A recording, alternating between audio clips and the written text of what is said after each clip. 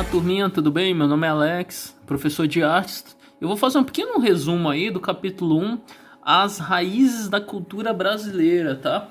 Acho que eu fiquei devendo, acho que não custa nada dar uma pequena pincelada aí com vocês para a gente entender melhor o primeiro capítulo, né? Depois disso, capítulo 2, capítulo 3, assim sucessivamente, para facilitar aí nosso repertório pessoal e até mesmo acadêmico futuramente, né? Então, as misturas da cultura milenares, pessoal. Então, o processo de colonização no Brasil provocou uma fusão de modos muito diferentes ao ver o mundo, de viver e de se expressar. Nessas três principais raízes culturais são muito antigas e diferentes entre si. As culturas indígena, africana, europeia, principalmente a portuguesa. Mas o Brasil também recebeu imigrantes de várias outras culturas desde o final do século XIX.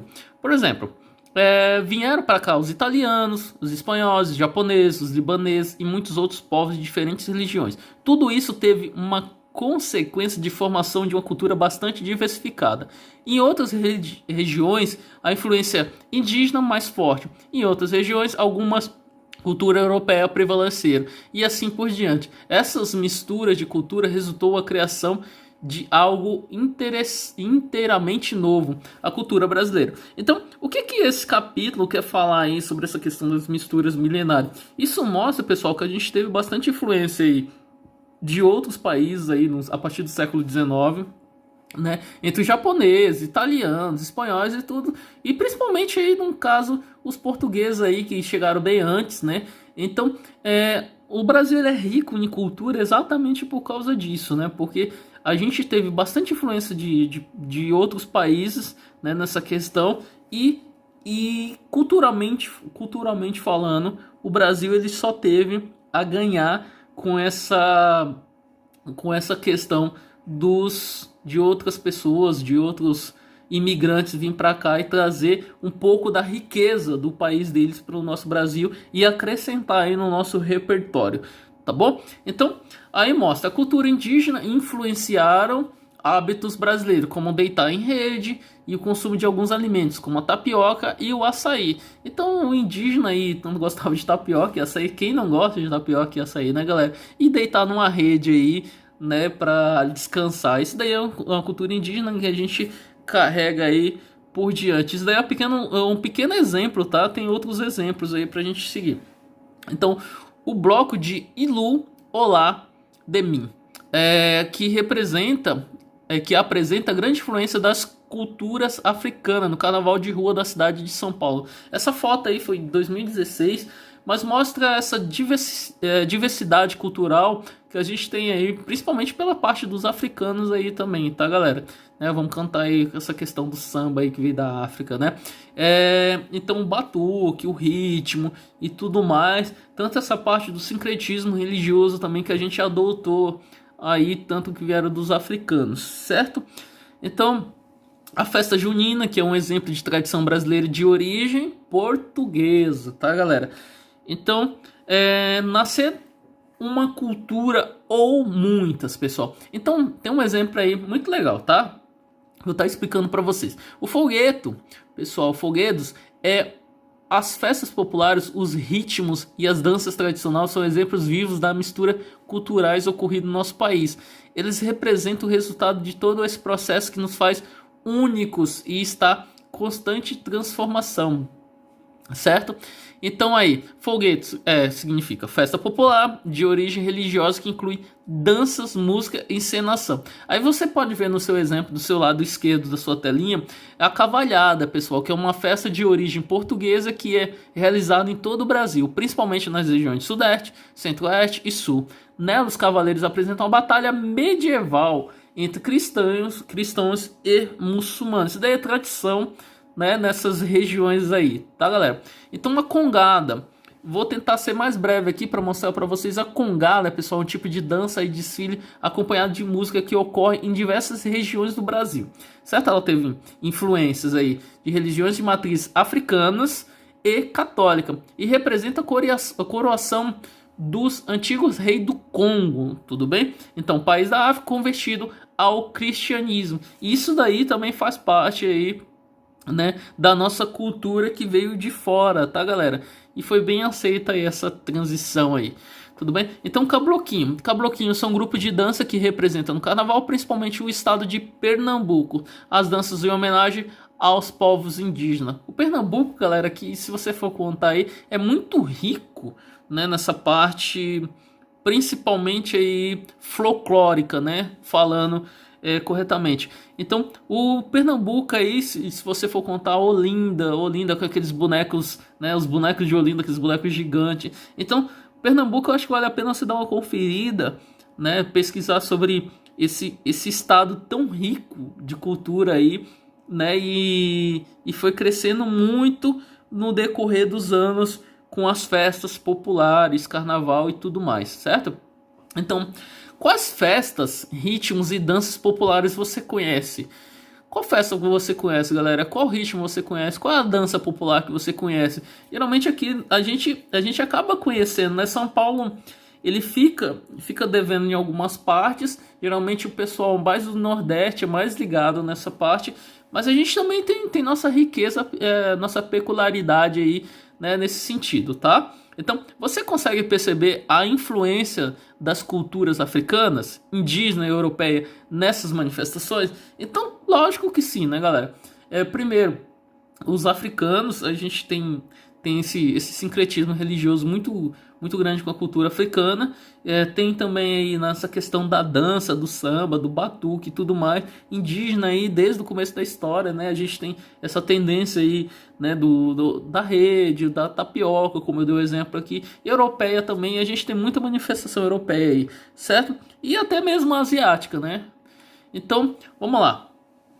A festa do boi, pessoal, tem um exemplo bem legal aqui da historinha, um resumo na realidade. Então, mãe Quitirina e o pai Francisco são um casal de escravizados em uma fazenda. Um dia, a mãe Quitirina, que está grávida, tem um estranho desejo de comer a língua do boi. Então, ela escolhe um boi em especial e pede para o marido, o pai Francisco, que ajude a realizar o seu desejo.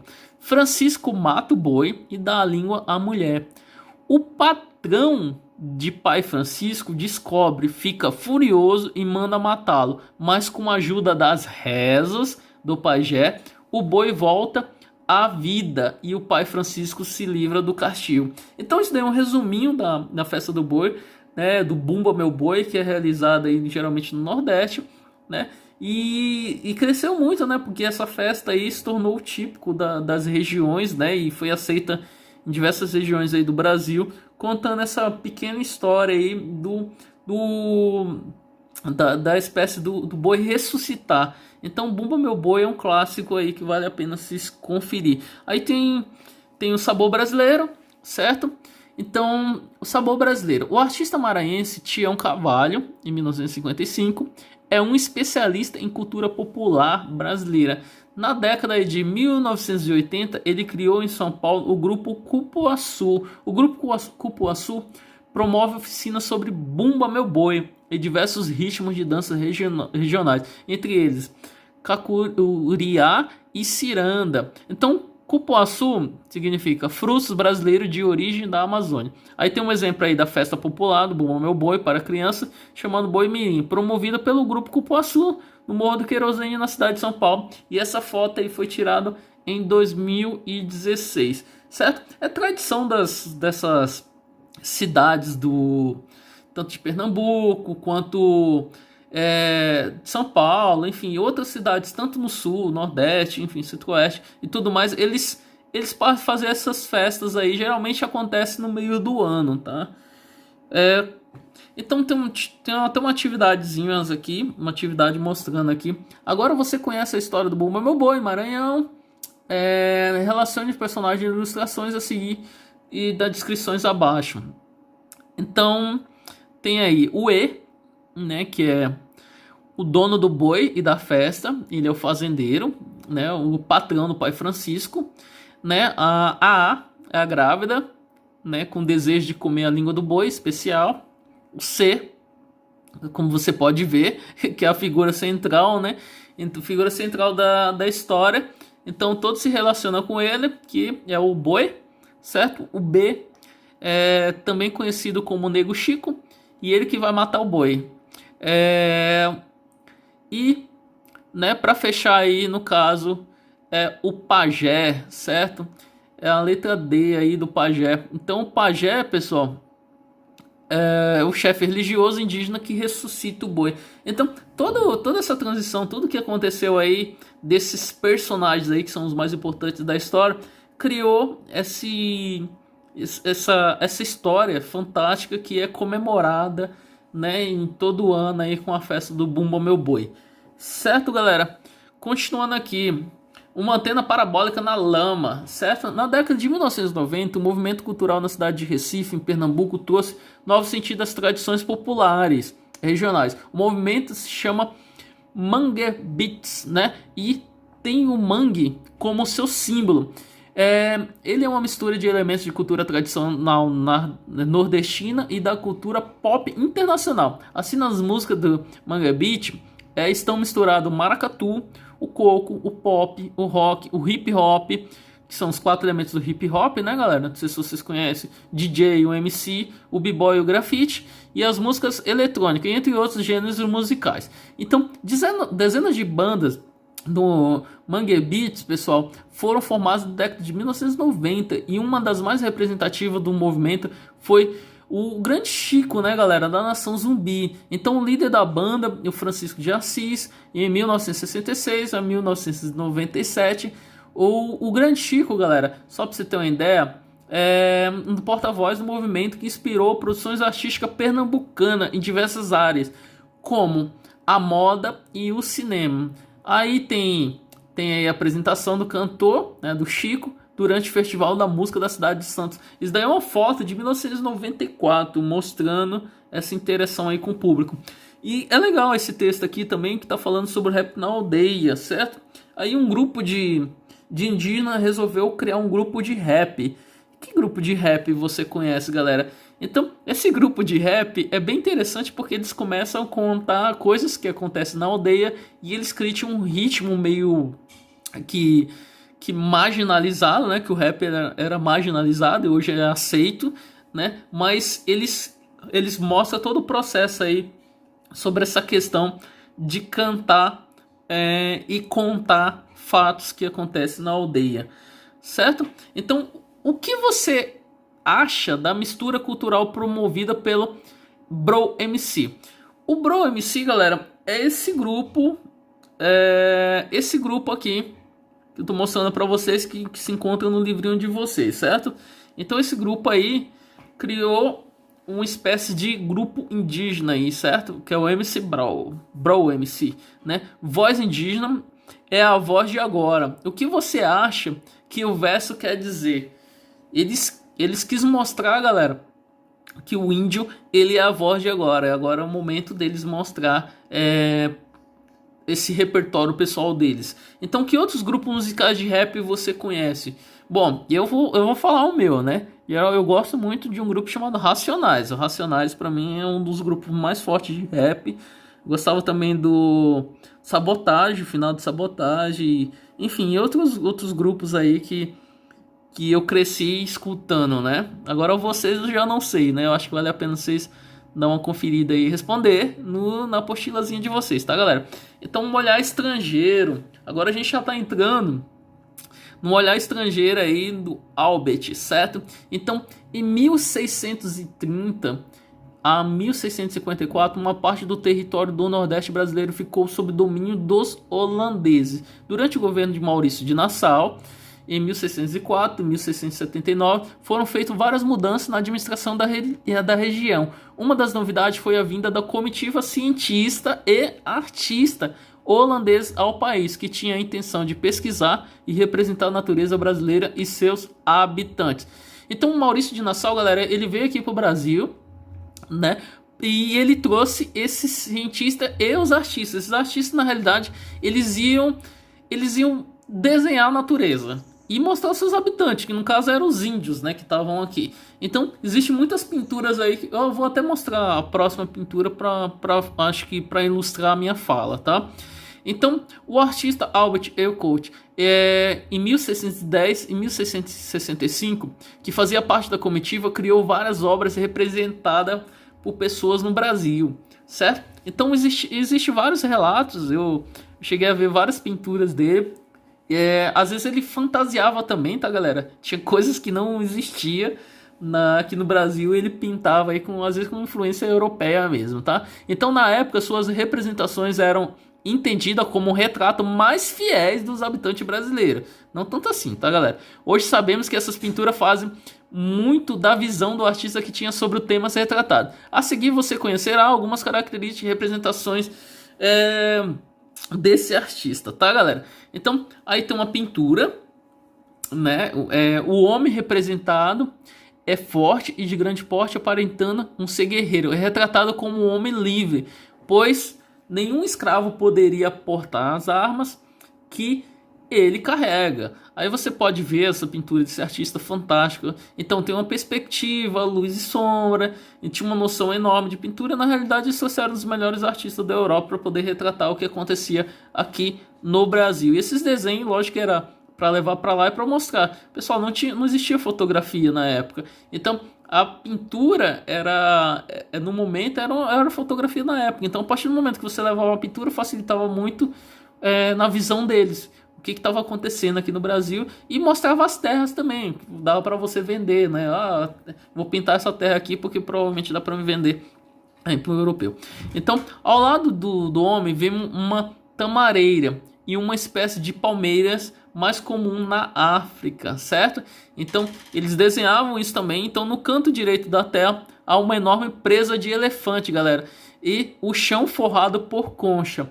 Então, essa pintura aí do homem africano, lógico que tá fantasiada, né? Eu acho que o artista ele fantasiou um pouco coisas que não tinha no Brasil, certo?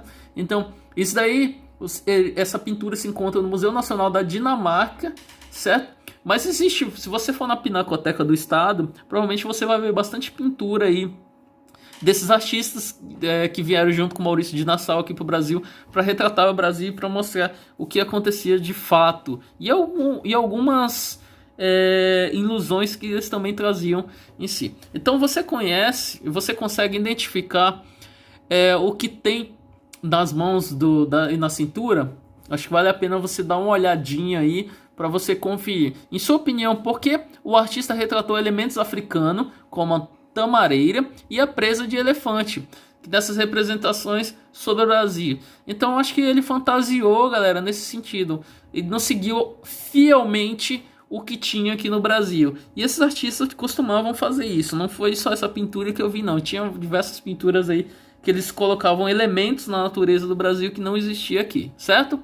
Então, aí observe a obra Uma Senhora Brasileira no Seu Lar. Isso daí é do Debré, tá?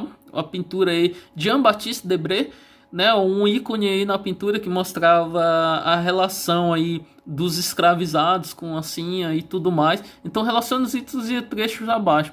E daí a gente já discutiu isso em sala de aula, mas mostra a letra A, né? Uma senhora dona de casa que está sentada confortavelmente com as pernas cruzadas. Seria a letra A, que é essa moça, né? A mulher escravizada que senta mais distante da senhora tem um corte no cabelo mais curto que indica a subordinação, certo, galera? O pequeno mico-leão que está preso é o encosto do móvel servindo de distração para a dona. A mulher escravizada aos pés da senhora trabalha sentada no chão e ela está arrumada, tem o cabelo bem penteado, então ela fica sendo a E, certo? A C fica sendo a filha da senhora que se ocupa com a leitura e se senta quase com a mãe, porém em um assento mais simples, certo? E um jovem escravizado, né, traz um enorme copo de água, né, e uma bandeja para saciar a sede da senhora. Então essa cena aí do Debré, Uma Senhora Brasileira no Seu Lar, mostra através dessa litografia, né, colorida, mostra o que acontecia na época, né, a subordinação, toda essa questão aí histórica aí, que provavelmente, galera, vocês vão ver essa pintura muito, mas muito no livro de história. Então eu acho que vale a pena vocês conferir e dar uma pesquisada maior aí sobre essa pintura do Debré, tá? Teve uma exposição há algum tempo atrás lá na Caixa Cultural sobre esse grande artista, tudo bem? Então, galera, eu vou ficando por aqui, nessa pequena pincelada aí da arte, falando sobre o capítulo 1. Espero que vocês tenham gostado. E até breve, um grande abraço e qualquer dúvida eu estou à disposição. Até mais. Fica com Deus, tá, pessoal?